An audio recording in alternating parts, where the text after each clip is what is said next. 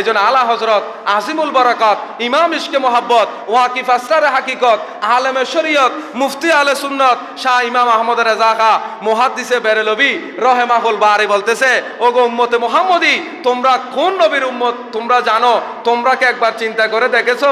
আসমান নহে পর সব নবী রহ গায়েব, আরশ आज़म पे पहुंचा हमारा नबी, सबसे आला हमारा नबी, सबसे बाला आला हमारा नबी।